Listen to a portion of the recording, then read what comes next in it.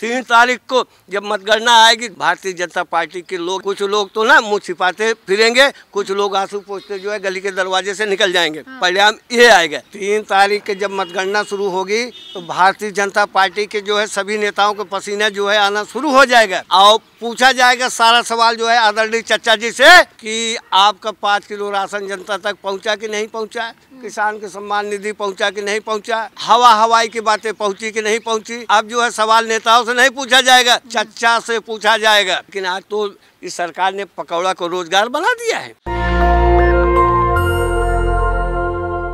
नमस्कार, मैं ब्यूटी गिरी और आप देख रहे हैं नेशनल दस्तक। 5 राज्यों के चुनाव, उसके बाद लोकसभा चुनाव, घमासान मचा हुआ है। 4 राज्यों में चुनाव हो चुके हैं और आज 30 तारीख है और आज तेलंगाना में वोटिंग हो रही है। लोग घर से निकलकर वोट डालने जा रहे हैं और आने वाले 3 तारीख को इसका पता भी चल जाएगा कौन आ रहा है कौन जा रहा है। वोटिंग जो है ओपिनियन पोल में खैर बताए जा रहे हैं कि कौन आ रहा है और कौन जा रहा है। इसी मुद्दे पर हमारे साथ बातचीत करने के लिए मौजूद हैं फूलचंद यादव। क्या कहेंगे, कौन आ रहा है और किसका सुफड़ा साफ हो रहा है? 3 तारीख के जब मतगणना शुरू होगी तो भारतीय जनता पार्टी के जो है सभी नेताओं के पसीना जो है आना शुरू हो जाएगा और पूछा जाएगा सारा सवाल जो है आदरणीय चचा जी से कि आपका 5 किलो राशन जनता तक पहुंचा कि नहीं पहुंचा, किसान के सम्मान निधि पहुंचा कि नहीं पहुंचा, हवाई की बातें पहुंची कि नहीं पहुंची, नौकरियां पहुंची। अब जो है सवाल नेताओं से नहीं पूछा जाएगा, चच्चा से पूछा जाएगा। कौन पूछेगा? भारतीय जनता पार्टी के नेता पूछेंगे। इसलिए चच्चा ने कर्नाटक का चुनाव अपने हाथ में लिया। जय बजरंगबली का नाम लेके वोट ऐसा देना, वहाँ परिणाम जो है बजरंगबली जो है गुस्से में आए कि जो है भाजपा की सरकार नहीं बन पाई। फिर अब शब्द उनकी सरकार नहीं बन पाई। सवाल जो है लोगों ने संकोच बस नहीं किया। हिमाचल में जो है बागडोर हमारे चच्चा अपने हाथ में लिया, सरकार नहीं बन पाई, लेकिन फिर भी डर बस पार्टी के लोग नहीं। लेकिन अब तो 5 राज्यों की मतगणना 3 तारीख को आ रही है। कह रहे हैं मोदी जहाँ जाते हैं चुनाव हार जाते हैं वो स्टेट। बिल्कुल बिल्कुल बिल्कुल, सुनिए आप, मोदी जी ने कहा, मोदी चच्चा ने कहा एक अकेला सब पे भारी। आपने सुना है? सुना है ना? तो अब मैं आज सिद्ध कर रहा हूँ कि मोदी एक अकेला सब पे भारी। मोदी जी जब गुजरात के मुख्यमंत्री बने तो कच्छ में भूकंप आया और गोधरा जैसा कांड हुआ। मोदी एक अकेला सब पे भारी। 26 मई 2014 को मोदी जी भारत के 14वें प्रधानमंत्री बने तो ट्रेन दुर्घटना हुई। उसके बाद एक अकेला सब पे भारी सिद्ध करते करते 16 नवंबर 2016 को एक झटके में मोदी ने कहा भाई और बहनों आज से 1500 की नोट खत्म बंद। 1000 की नोट देखने के लिए बंद हो गए, तरस गए लोग। 500 की वो नोट देखने के लिए तरस गए। 2000 की नोट इन्होंने चालू किया, वो भी नोटबंदी का शिकार हो गए। काला धन वापस लाना था, काला धन वापस लाना था स्विट्जरलैंड के बैंक खातों से, जो कि 15-15 लाख रुपए जाता। अमेरिका अपनी ताकत से स्विट्जरलैंड से काला धन निकाल करके जनता में बांट दिया। लेकिन जो है मोदी जी बोले थे काला धन लाऊंगा सबके खाते में 15, लेकिन बहन बेटियों को जो 10 रुपए 20 रुपए छिपा के अपने जो है ना गुल्लक में रखती थी उसको काला धन बता दिया। एक अकेला सब पे भारी, एक अकेला सब पे भारी। नोटबंदी करके दिखा देना चाहते थे कि इससे आतंकवाद खत्म हो जाएगा, लेकिन वो नहीं हुआ। एक अकेला सब पे भारी। फिर जीएसटी जनता पर इन्होंने लाद दिया एकाएक 14% 28% तक। तो उससे क्या हुआ, देश की जनता की जो है ये महंगाई ने कमर तोड़ करके रख दिया। इसलिए एक अकेला सब पे भारी। जिस किसानों को मोदी जी कहते थे कि हमारे अन्नदाता हैं, भगवान हैं, उन्हीं किसानों के इनकी सरकार में होने के बाद, प्रधानमंत्री होने के बाद 13 महीने तक आंदोलन चलता रहा। 750 किसान शहीद हो गए, अपने प्राणों की आहुति दे दिया। स्थिति ये हो गई कि हम तपस्वी हैं, हमारी तपस्या में कमी रह गई। आप बताइए मोदी जी, भारत की जनता आपको प्रधानमंत्री चुना था, प्रधानमंत्री चुना था कि तपस्वी चुना था? आपको बताना होगा। आप प्रधानमंत्री हैं, फकीर है, क्या बात है? एक अकेला सब पे भारी और ऊपर से बनते हैं कि हम फकीर हैं, कभी भी झोला उठा के चले जाएंगे। मोदी जी ने ऐसे ऐसे काम किए, 2 करोड़ नौकरियों को वादा किए। आम लोग कहते हैं चलो भूल जाइए, एक अकेला सब पे भारी।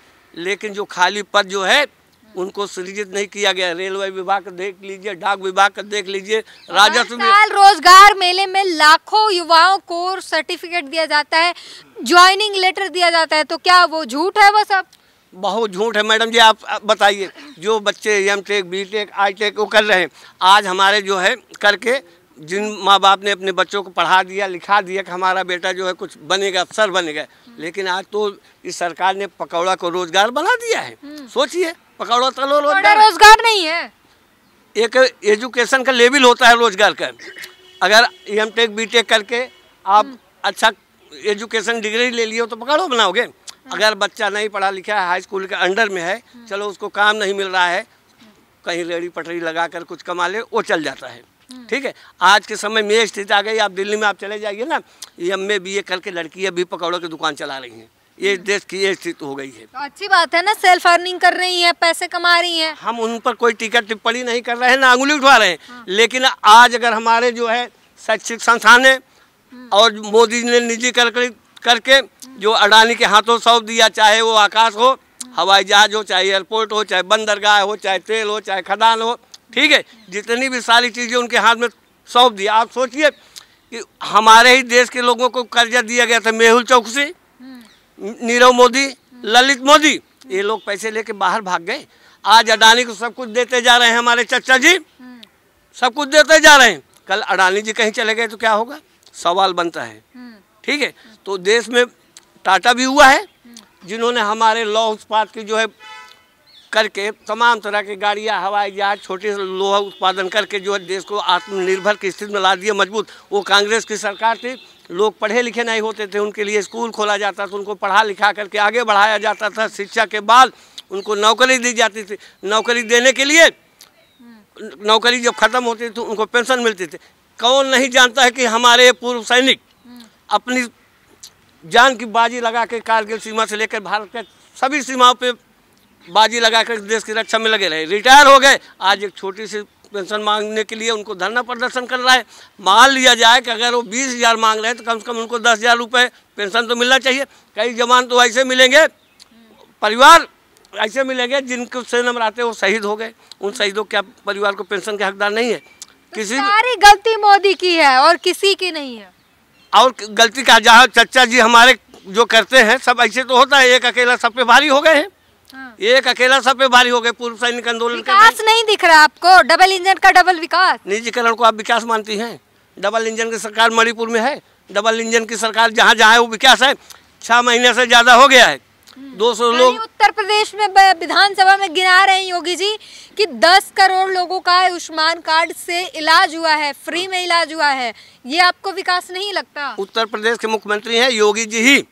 सुन ले योगी जी, आप ही गुजरात में जो है विधानसभा का प्रचार करने गए थे, राजस्थान में प्रचार करने गए थे, जहाँ पर अशोक गहलोत ने पर परिवार को जो 25 लाख का बीमा दे दिया। किसी भी परिवार में आप चले जाइए 25 लाख को कर ले। जिस आयुष्मान की आप बात कर रही ना, आप सर्च करके देख ले, एक ही नंबर पे जो है 80-90 लाख से ज़्यादा लोगों को जो है घोटाला किया जा चुका है।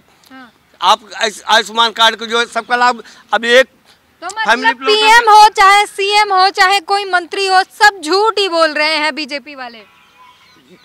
सब नहीं, जहाँ झूठ जो बोले हैं समय समय पे झूठ बोले हैं, उस बात को तो मैं बोलूँगा। 2 करोड़ नौकरी है जुमला में निकला ना, 15 लाख खाते मांगे, झूठ हुआ। स्मार्ट सिटी बनेगी, झूठ निकलेगा। अरे मुद्रा को जो है सरल करना चाहिए। तो लगता है ना स्मार्ट सिटी बनने में, ऐसे रातों रात थोड़ी ना खड़ी हो जाती है स्मार्ट सिटी। बिल्कुल ना बनाए, हमारे देश के लोग जो है बना लेंगे। कहीं अगर कुछ बना दिए ना, हम तो बार बार चर्चा को जो है कहूँगा कि 140 करोड़ लोगों को दुआ लगी कि हमारे 41 मजदूर जीवित निकल आए जो है उत्तराखंड के टनल से। ये बहुत खुशी की बात है। अगर कहीं कुछ उसमें भी मोदी को श्रेय जाता है, मोदी जी बधाई दे रहे हैं, बधाई उनको भी दिया जा रहा है। मैडम जी, समय मोदी जी का ग्रह नक्षत्र इतना खराब चल रहा है कि अगर टनल में हम उन मजदूरों को कुछ हो जाता तो भारत के लोग जो है और सारे लोग ना पनौती कहा करके फिर चिपका देते। मैं प्रार्थना करूंगा 6 महीने चुनाव है, कोई अप्रिय घटना ना घटने पाए ना, नहीं तो विपक्ष वाले कहेंगे कि जो है मोदी जी का है। ये बात आप मान लीजिए कि आज विपक्ष जिस तरह से मोदी जी विपक्ष को जो है मूर्खों को सरदार कहना, चोरों को मूर्खों का सरदार कहना शुरू कर देते, बहुत सारे शब्द बोलते हैं ना। आज विपक्ष भी जो है मोदी के ऊपर हमलावर हो गया है। 3 तारीख को जब मतगणना आएगी 2 बजे के बाद भारतीय जनता पार्टी के लोग ही मोदी पर रुकेंगे।